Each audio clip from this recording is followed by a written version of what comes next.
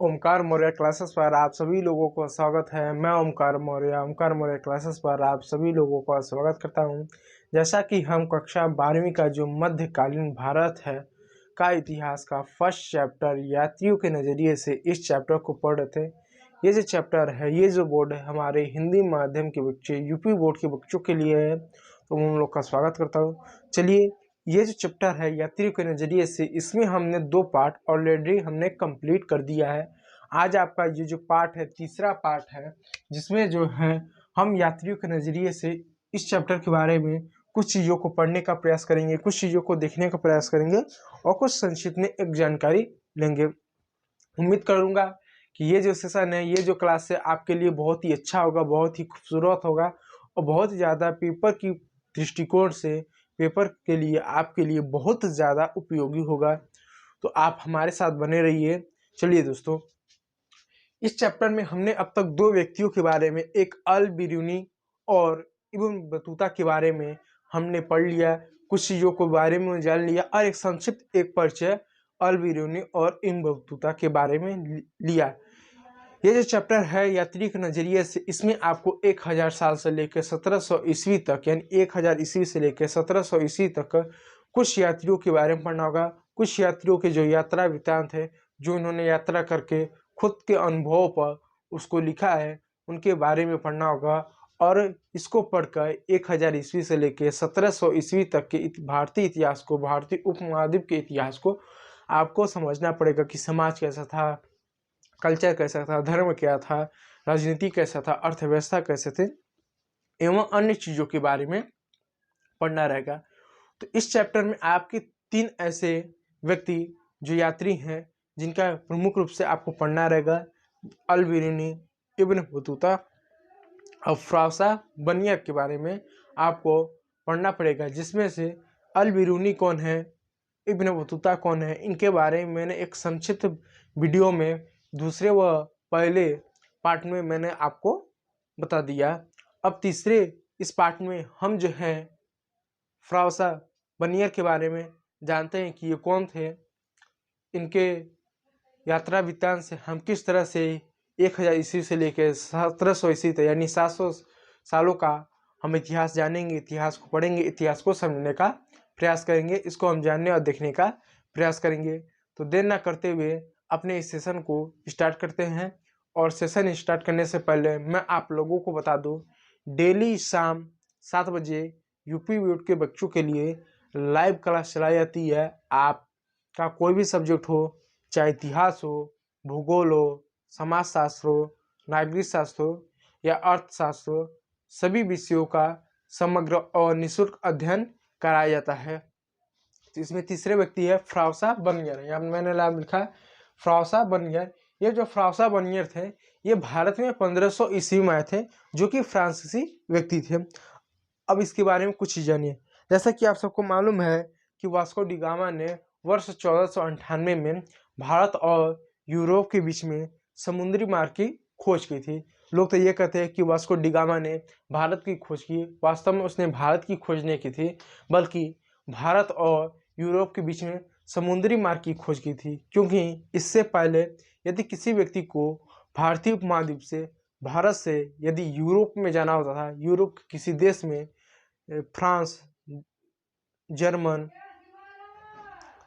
Germany, Poland, Italy, इन सभी देशों में अगर जाना पड़ता था, तो उसको जो है मध्य एशिया होते हुए जो स्थल मार्ग है, उसके रास्ते उसको होकर जाना पड़ता था, जो काफ़ी लंबा समय होता था, जो काफ़ी संघर्ष से भरा हुआ, काफ़ी कठिनाइयों से भरा हुआ एक मार्ग था। लेकिन वास्को डी गामा ने सन 1498 तक भारत और यूरोप के बीच में समुद्री मार्ग की खोज की थी, जिसके वजह से बड़े पैमाने पर यूरोप में पुर्तगाली हुए, डच हुए, फ्रांसीसी हुए, अंग्रेज हुए, बहुत सारे लोग क्रमशः क्या भारत में आए, भारत में आते गए। और ये जो लोग आते गए, ये समुद्री मार्गों से आते गए। समुद्री मार्ग जो अफ्रीका का, जो आपका हिंद महासागर, जो आपका हिंद महासागर, अटलांटिक महासागर है, इन सभी मार्गों से होते हुए क्या आए, हिंद महासागर है, प्रशांत महासागर है, हिंद और प्रशांत महासागर है, आप यूरोप से निकले प्रशांत महासागर है, फिर हिंद महासागर है, इन सभी रास्तों से होते हुए क्रमशः जो है यह यात्री आए। तो उसमें से फ्रांस का एक यात्री था जिसका नाम था फ्रांसवा बनियर, जो 1500 ईस्वी में ये जो है भारत में आया। और जब ये भारत में आता है तो ये क्या करता है, भारत के व्यापारिक चीज़ों का, भारत के समाज का वर्णन करता है, देखता है, बहुत सारी चीज़ों को देखता है। लेकिन इसके बारे में जानने से पहले कुछ और एक दो नाम, जैसा कि मैंने बताया कि जब वास्को डी गामा ने भारत और यूरोप के बीच में समुद्री मार्ग की खोज कर लिए तो बहुत सारे लोग आए, बहुत सारे यूरोपीय आए, कुछ फ्रांस के आए, कुछ जर्मन के आए, कई सारे लोग आए। उनमें से एक व्यक्ति और भी थे, एक व्यक्ति थे जिनका नाम था जेसुई राब्टो नोबिली, जेसुई राप्टो नेबोली। ये एक ऐसे व्यक्ति थे जिन्होंने भारत में आए, और जब ये भारत में आए तो भारत में आकर जितने भी धार्मिक ग्रंथ था, एनसीईआरटी में आपका धार्मिक ग्रंथ दिया हुआ, अब ये नहीं बताया कि वो धर्म इस्लाम धर्म का था, बौद्ध धर्म का था, जैन धर्म का था, या सनातन हिंदू ब्राह्मण धर्म का, किस धर्म का वो धर्म ग्रंथ था। इसका वर्णन तो एनसीईआरटी में नहीं है, लेकिन ये बताया जाता है कि ये जो व्यक्ति है जो यूरोप से आए, जिनका नाम था जेसुई राप्टो नोबेली, ये जब भारत में आए तो बड़े पैमाने पर इन्होंने भारतीय धर्म ग्रंथों का यूरोप की भाषाओं में उन्होंने अनुवाद किया। यानी भारत की जो धर्म ग्रंथ, अगर हिंदू धर्म में ले, जैसे भगवद गीता है, रामायण है, महाभारत है, पतंजलि है, मनुस्मृति इत्यादि, ऐसे बहुत सारे धर्म ग्रंथों का इन्होंने क्या किया, यूरोप की जो भाषा है, जैसे डच है, स्पेन है, जर्मन है, इत्यादि जो भाषा है, उन सभी भाषाओं में इन्होंने अनुवादित किया।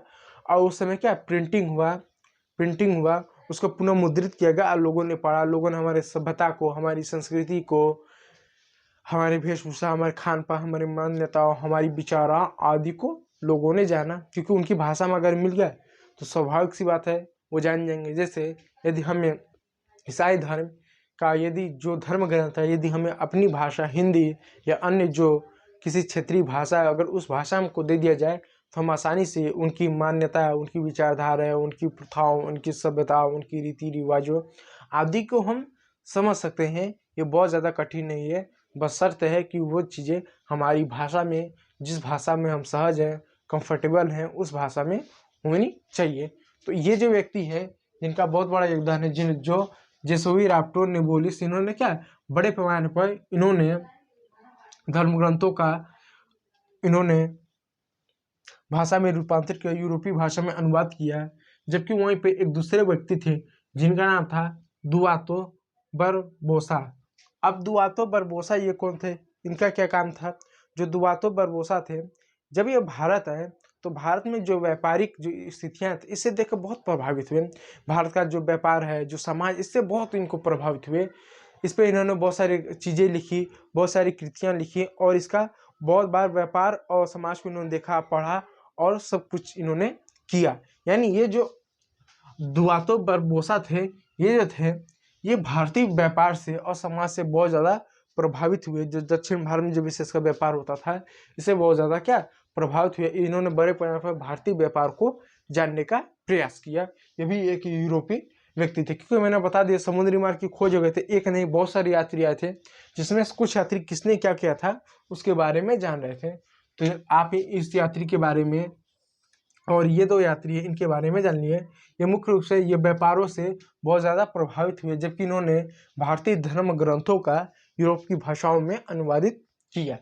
आप जाइए, अब उसमें से एक और व्यक्ति थे जो फ्रांसीसी व्यक्ति थे, जिनका नाम था जोहरो जो बेस्टिट तेवनियर। इतना बड़ा नाम है, आप देख सकते हैं, जोहरो जो बेस्टिट तेवनियर, इतना बड़ा नाम है, इतना बड़ा नाम है, 1 2 3 4 शब्द का नाम है। तो ये जो जोरो जो बेस्टिक तेवनियर हैं, ये जो हैं, ये भी एक फ्रांसीसी यात्री हैं जो यात्रा करते हुए भारत में आए। और ये भारत में एक बार नहीं, 2 बार नहीं, ये 6 बार आए। कितने बार? ये भारत में यात्रा करने के लिए, या भारत में 6 बार यात्रा की, 6 बार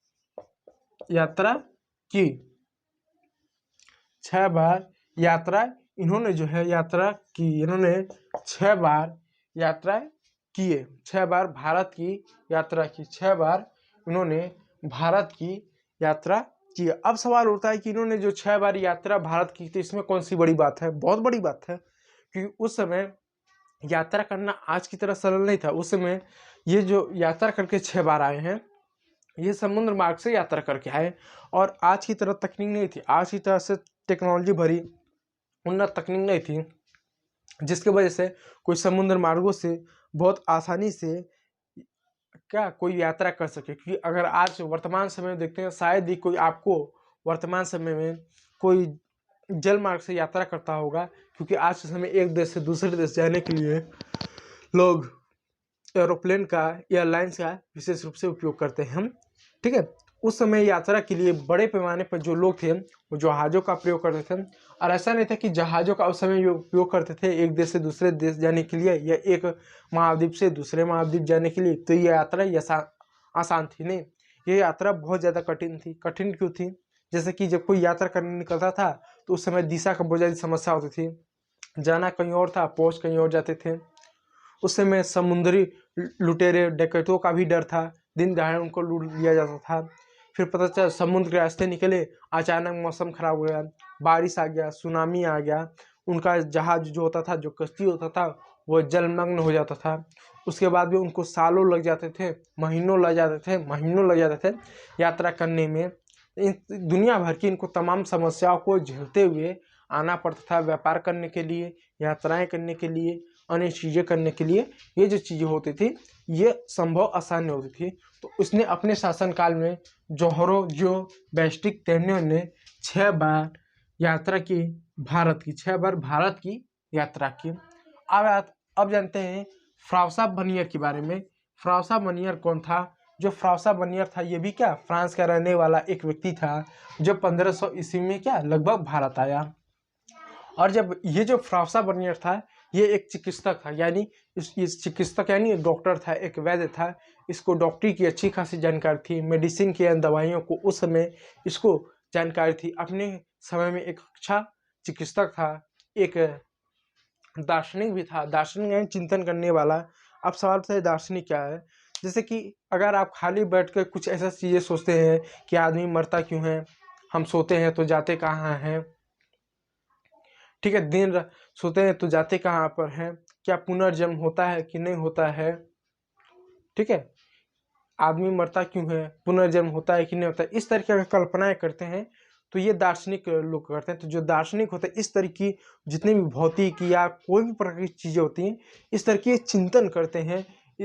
तो उसके बाद चिंतन करते हैं, सोचते हैं, विचारते हैं, और उन सभी चीज़ों का क्या खोज करते हैं कि ऐसा क्यों होता है। तो वो भी एक बहुत बड़ा दार्शनिक था, एक बहुत बड़ा चिंतक था, जो चीज़ों को दार्शनिक रूप से देखता था कि लोग मरते क्यों हैं, लोग सोते हैं तो जाते कहाँ पे, पुनर्जन्म होता है कि नहीं होता, दिन क्यों होता है, रात क्यों होता है, ऐसा बहुत सी चीज़ों को दर्शन करते थे, लोग सोचते थे और उसका हल निकालते। क्यों सोचते नहीं थे बल्कि इसको जानने का भी क्या प्रयास करते हैं। तो आज हम बहुत सी चीज़ों को जानते हैं, दिन क्यों होता है, रात क्यों होता है, बारिश होती क्यों नहीं होती है। तो कहीं ना कहीं शुरुआत दौर में कहीं ना कहीं जो दार्शनिक थे जिनके अंदर ये जिज्ञासा थी कि कभी चंद्रमा दिखता है तो कभी नहीं दिखता है, कभी तारे दिखते हैं कभी तारे नहीं दिखते हैं, तारे चमकता क्यों है, सूर्य क्यों चमकता है। तो पहले दार्शनिक जो थे इन्होंने खोजने का प्रयास किया आखिर क्यों ऐसा रहा, और बहुत सारे दार्शनिक जो हैं ये सफल भी हुए। तो ये जो था, जो फ्रांसोis बर्नियर था, चिकित्सक भी था, एक दार्शनिक भी था, ठीक है, दार्शनिक ये था। तो ये क्या 1500 ईस्वी में जब भारत आया तो यह आया तो मुगल शासक उस समय था, उस समय मुगलों का शासन था, तो मुगलों का शासन था। तो 1500 ईस्वी के ये बाद मतलब आया, 1500 ईस्वी आपका देखिए चल रहा था, 1500 ईस्वी का तो उस समय शाहजहाँ का शासन काल था, शाहजहाँ का शासन काल था, शाहजहाँ का था, ठीक है। अब डेट पर मत जाइए, ये लगभग में है ना कि 1500 ईस्वी में, तो 1526 में तो पानीपत का युद्ध हुआ था, उस समय बाबर था, तो ये शाहजहाँ कहाँ से इतना जल्दी आ गया, ऐसा नहीं, ये लगभग में डेट है 1500 ईस्वी ऐसा बताया गया, ठीक है। तो ये जब आया फ्रांसोis जब बर्नियर आया, तो ये जब आया था शाहजहाँ उसमें शासन काल था, तो शाहजहाँ का जो बड़ा बेटा था जिसका नाम था दारा शिको, शाहजहाँ का बड़ा बेटा था दारा शिको, दारा शिको, जो शाहजहाँ था उसके 4 बेटे थे, दारा शिको और औरंगजेब भी उसमें से क्या एक बेटा था। और औरंगजेब जो था शाहजहां का सबसे छोटा बेटा था और सबसे बड़ा बेटा दारा शिकोह था। तो ये दारा शिकोह का क्या है, ये जो था चिकित्सक था। यानी आप सोचो ये चिकित्सक कितना बड़ा रहा होगा, कितना अद्भुत ये चिकित्सक रहा होगा, एक डॉक्टर रहा होगा कि शाहजहां का बड़ा बेटा का दारा शिकोह का क्या ये जो है क्या ये जो है चिकित्सक यानी डॉक्टर के रूप में सेवा दे रहा है। तो अपने आप में ही एक बहुत बड़ी बात है। ठीक है, जब ये भारत आया, फ्रांसा बने, तो इसने क्या किया, भारतीय संस्कृति को, भारतीय अर्थव्यवस्था को, भारतीय प्रशासन को, भारतीय समाज को, हमारे देश को इसने क्या किया, इसने जो है ईरान और ओटोमान के साथ तुलना की। यानी जब भारत आया तो इसने भारतीय शिक्षा पद्धति और संस्कृति, कला, धर्म, साहित्य, शासन, प्रशासन, अर्थव्यवस्था, सभी चीज़ों का इसने दो क्षेत्रों के साथ इसने क्या तुलना किया। एक जो था वो क्या था, हमारा ईरान एक देश, आप ईरान को जानते हैं ना, जहाँ पर आज वर्तमान समय बहुत ज़्यादा तेल पाया जाता है, बहुत से देशों की नज़र है। ठीक है, तो ईरान और ओटोमान से भारत की क्या इसने तुलना किया। अब यहाँ देखिए 1656 से लेकर 1668 तक, ठीक है, 1656 से लेकर 1668 तक 12 वर्ष तक ये भारत में रहा है। यानी 1656 से लेकर 1668 तक, यानी 1656 से लेकर 1668 तक ये 12 वर्ष तक भारत में रहा, भारतीय चीज़ों को समझा, भारतीय समाज को जाना, भारतीय संस्कृति को जाना, सभी चीज़ों को जाना। और अंत में इसने बहुत सारी यात्रा वृत्तांत लिखी, जिसकी वजह से हम जो है कहीं ना कहीं इस समय के काल को हम जान पाते हैं, इस समय के साम्राज्य को, प्रशासन को, समाज, अर्थव्यवस्था, सभी चीज़ों को जान पाते हैं। तो 12 वर्ष तक यह रहा। और इसके साथ साथ इसने क्या किया, पूर्व से पश्चिम की यात्रा की। यानी ये पूर्व से पश्चिम की यात्रा की। अब हम कह सकते हैं कि जो पाकिस्तान का जो क्षेत्र है, पाकिस्तान से लेकर जो बांग्लादेश, असम का जो क्षेत्र है, यानी इस तरह से इसने यात्रा की, यानी पूर्व से पश्चिम यात्रा की। तो कह सकते हैं कि ये जो आपका पाकिस्तान है, तो पाकिस्तान से लेकर आप बांग्लादेश या असम के बीच ये जो है आपका क्षेत्र का क्या इसने यात्रा की। जैसे आपका पाकिस्तान हुआ, पंजाब हुआ, राजस्थान हुआ, मध्य प्रदेश, दिल्ली, यूपी, बिहार, झारखंड, छत्तीसगढ़, उड़ीसा, पश्चिम बंगाल, बांग्लादेश और असम, ऐसा कर सकते हैं। यानी पश्चिम से पूर्व उसने क्या इस सभी क्षेत्रों का इसने यात्रा की थी। विशेष रूप से इसने जो यात्रा उत्तर भारत की होगी, पश्चिम से पूर्व की होगी, ये साउथ इंडिया में गया नहीं होगा। तो इसने जो भी चीज़ों के बारे में जानकारी दिया होगा, ये उत्तर भारत के पश्चिम से पूर्व की ओर क्या इसने जानकारी दी होगी। इसके लिखित स्रोतों से, इसके यात्रा वृत्तांत से हमके इस समय में जो भी शासक थे, जो उनकी अर्थव्यवस्था थी, जो प्रशासन था, जो कला एवं संस्कृति थी, या वो जो राजा महाराजा जो भी करते थे, वहाँ के जो आम लोग जो भी करते थे, वहाँ पर कृषि संबंधित जो भी कार्य होते थे, इसकी क्या हमें इसके यात्रा वृत्तांत से हमें जानकारी मिलती है। बहुत बच्चे हमारे साथ नए जुड़े होंगे तो उनको मैं बता दूँ यात्रा वृत्तांत क्या होता है। या तो मैंने क्रमशः पहले व दूसरे पार्ट में मैंने बताया।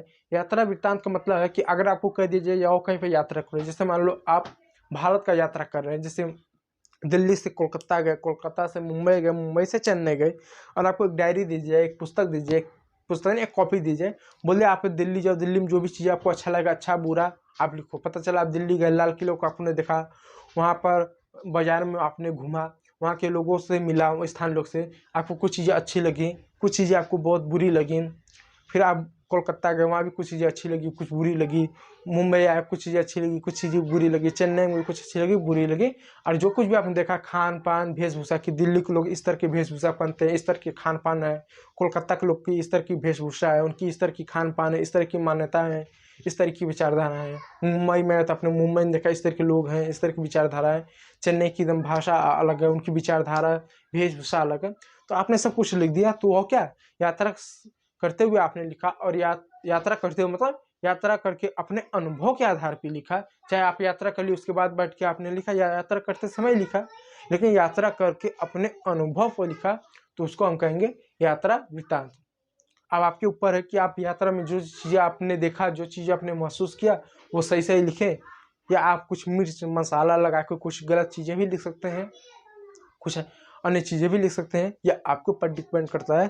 तो ये जो फ्रांसा बर्नियर था, इसके यात्रा वृत्तांत से क्या हमें जो है ये 1656 से 1668 तक, जब ये 12 वर्ष तक रहा, तो इसने समाज को, अर्थव्यवस्था को, प्रशासन से, राजा महाराज सभी चीज़ों के बारे में अध्ययन किया और अपने यात्रा वृत्तांत में लिखता है, जिसके वजह से इसके यात्रा वृत्तांत को पढ़कर हमको इस समय का इतिहास मालूम चलता है।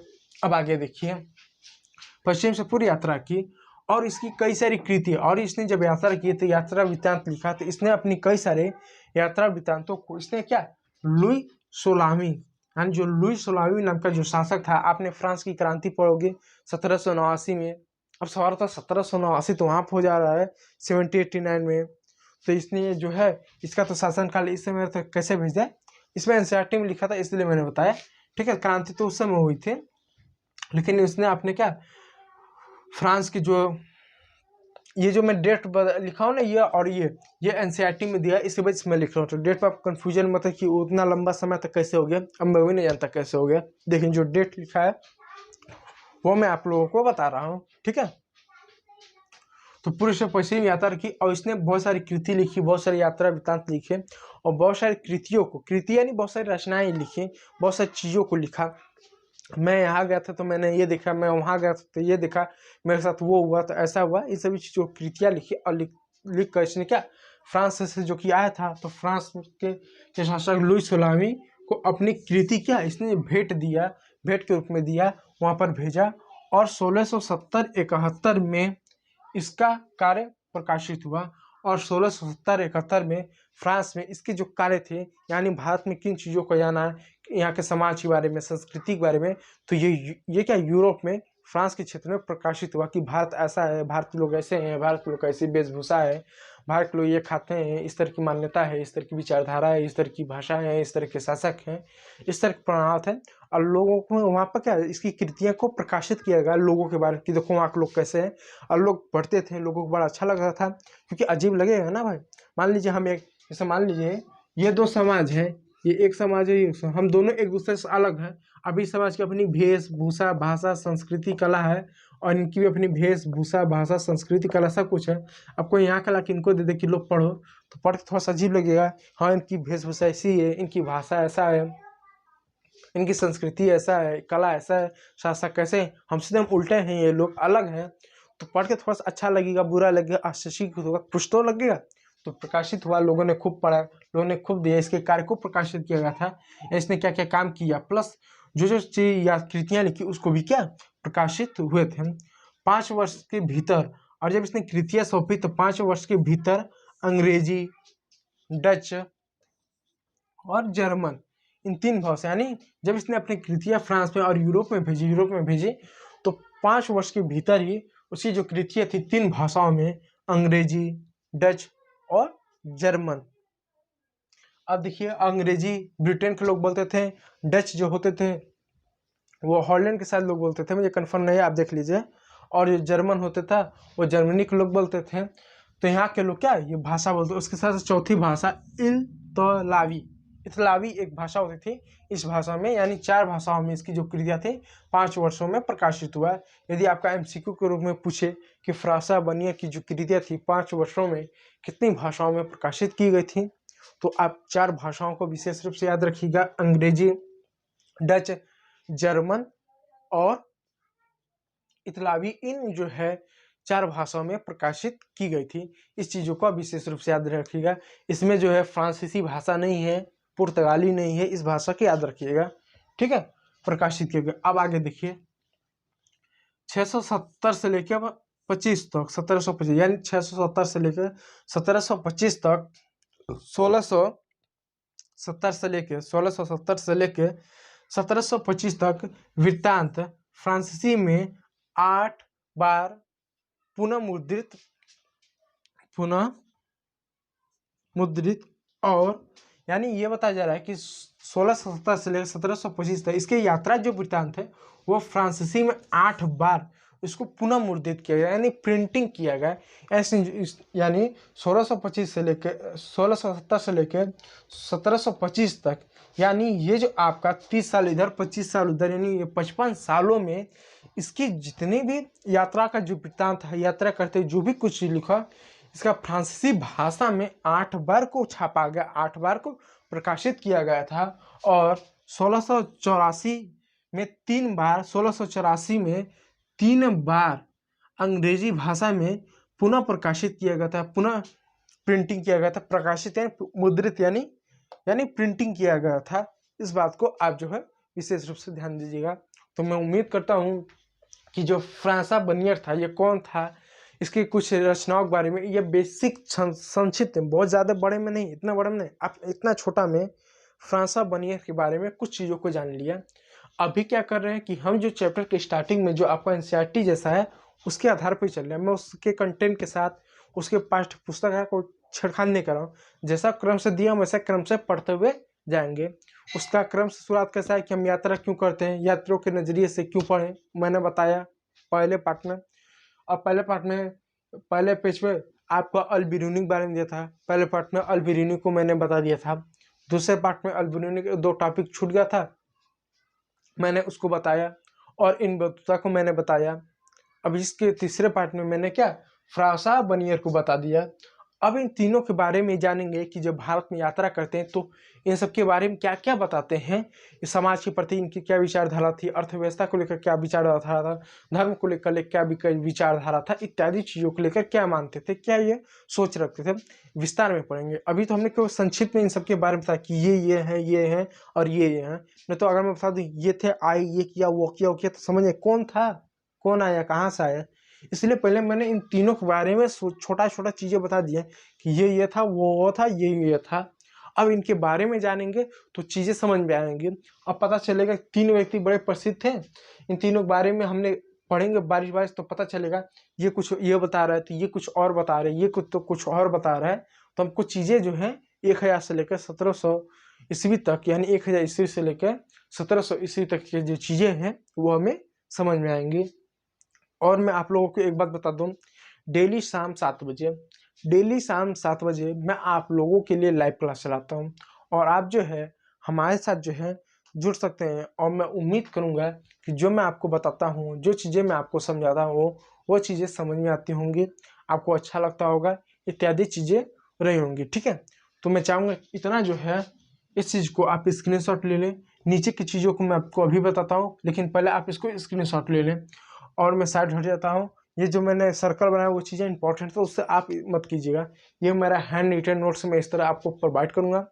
पीडीएफ के लिए एक टेलीग्राम लिंक है, उसको आप ज्वाइन कीजिएगा, आपको पीडीएफ मिलेगा। लेकिन पहले आपको हैंड रिटन से नोट से काम चलाना होगा। इसके साथ ही साथ आप कॉपी पेन लेके बैठे हैं तो आप इसको नोट भी कर सकते हैं। फेयर रफ जैसा आपको अच्छा लगे, आपके लिए कंफर्टेबल हो, सहज हो, सरल हो, आसान हो, आप उसको कर सकते हैं। और उन्हीं चीज़ों को मैं लिखवाता ना, जो चीज़ें इंपॉर्टेंट, बेकार और बकवास की चीज़ें मैं लिखाता ही नहीं हूँ किसी के बारे में, किसी भी टॉपिक बारे में। वही चीज़ें लिखाऊंगा जो आपके लिए इंपॉर्टेंट है। 2 पेज का वो हम उसको 2 पैराग्राफ में, 1 पैराग्राफ में करते हैं ताकि आपके लिए इंपॉर्टेंट हो, बेकार की चीज़ें ना हो। ये सारी चीज़ें आपके लिए फ्रांसा बर्नियर के बारे में इंपॉर्टेंट है। तो आप इसका स्क्रीनशॉट लें और इसको जो है अगर आप नोट करना चाहें तो आप नोट कर लें।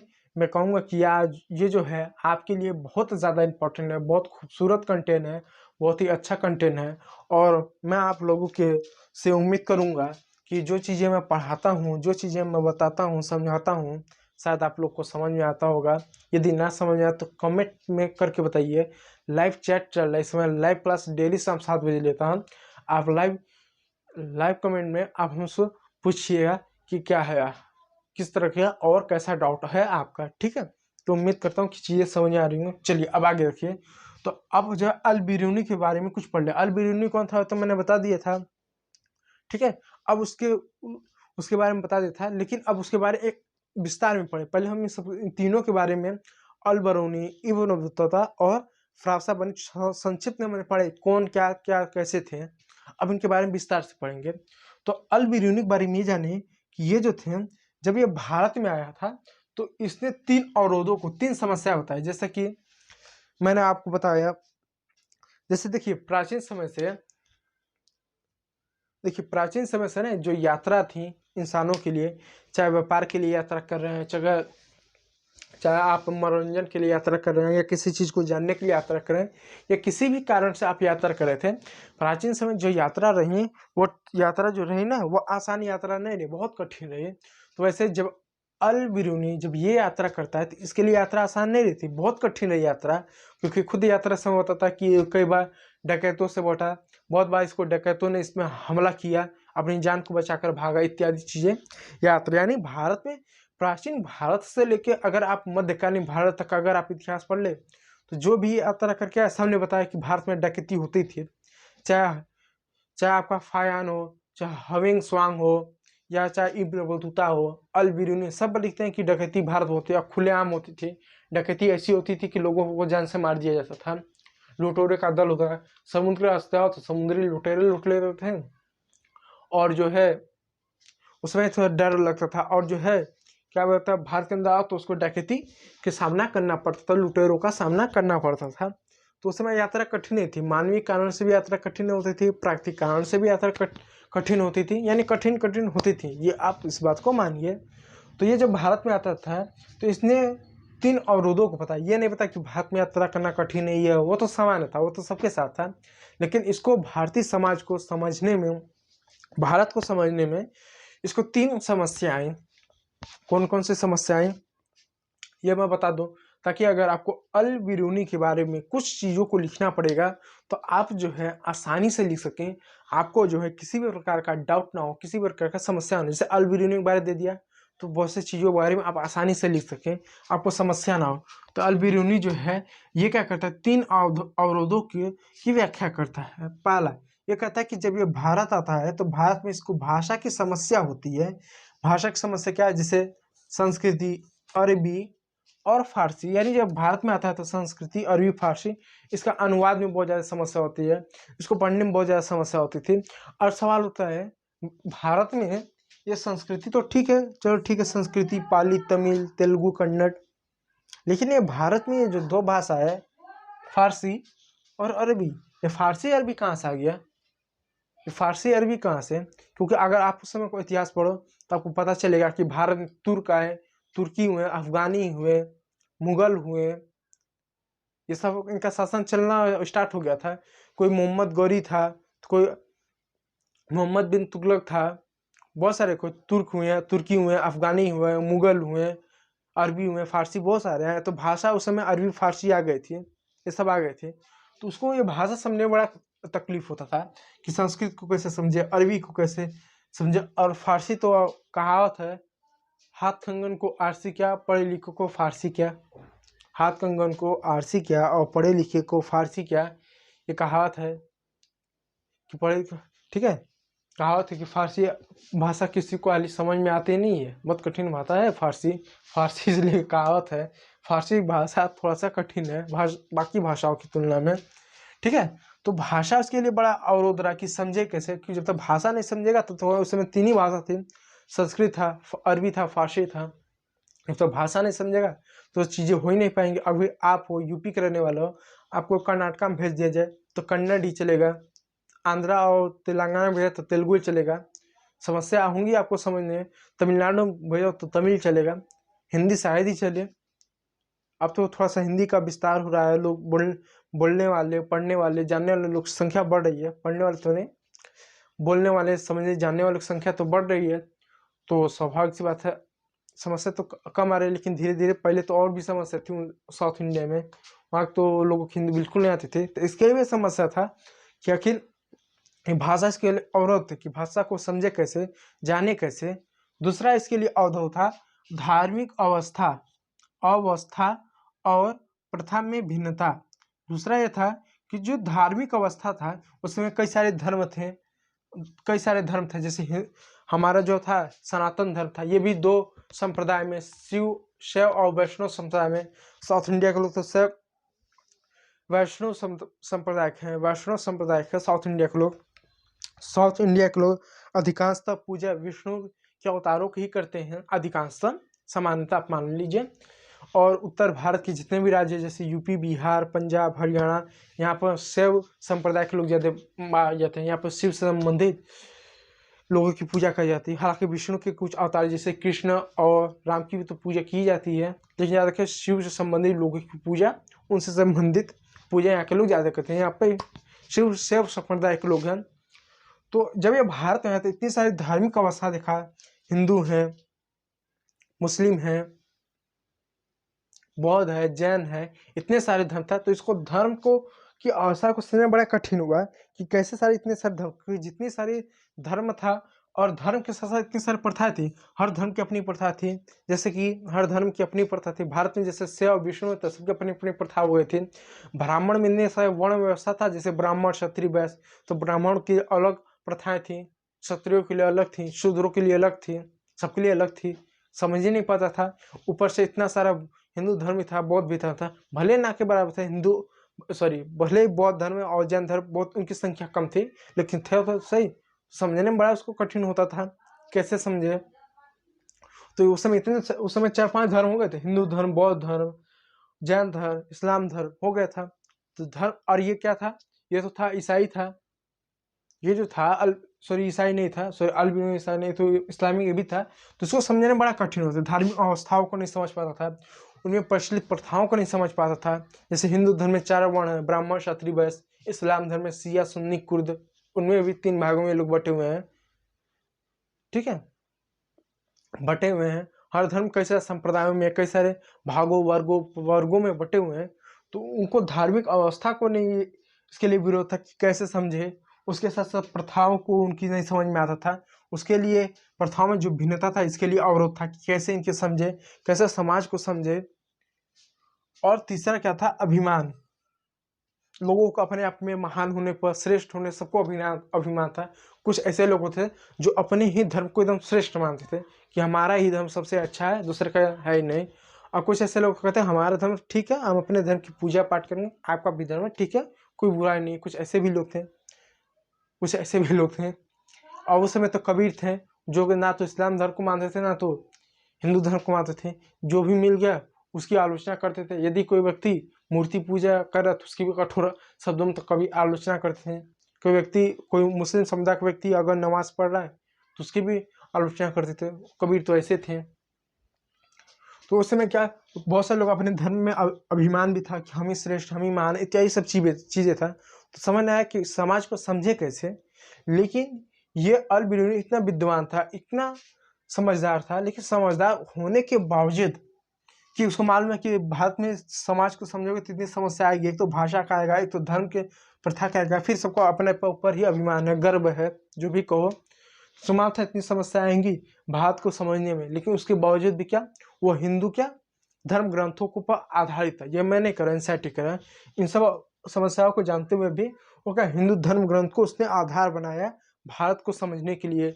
जैसे महाभारत है, रामायण है, वेद हुए, ग्रंथ हुए, पतंजलि हुआ, इन सभी चीज़ों को उसने आधार बनाया भारत को समझने के लिए, ठीक है। तो ये अल्बिनो के बारे में, कुछ चीज़ों के बारे में मैंने आपको बता दिया।